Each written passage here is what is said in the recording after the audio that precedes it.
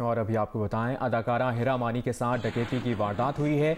अदाकारा हिरा मानी बच्चों के साथ अपनी गाड़ी में घर पहुंची थी। मुसल्लह मुल्जिमान अदाकारा से मोबाइल फ़ोन और कीमती अशिया छीन कर फरार हो गए। डकैती की वीडियो भी मंजर आम पर आ गई है। नुमाइंदा जियो न्यूज़ ज़ीशान शाह हमारे साथ मौजूद है, उनसे जानेंगे।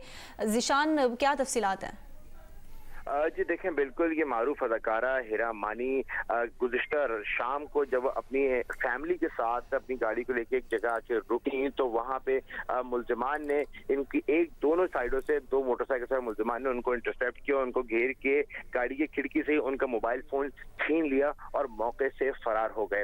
इस हवाले से जो हमारी पुलिस हुकाम से बात हुई थी तो पुलिस का कहना था कि अभी तक ना 15 पे कोई इस वारदात के हवाले से एंट्री चली है और ना ही पुलिस को ऑफिशियली कोई वारदात की उनको कोई एप्लीकेशन दी गई है। ताहम एक्ट्रेस ने अपने सोशल मीडिया के अकाउंट पे वाज़ेह तौर पे ये लिखा है और मोबाइल की जो वारदात हुई है चोरी की उस हवाले से उन्होंने इस हवाले से आगाह किया है, जिसमें उन्होंने कहा है मैंने माफ किया।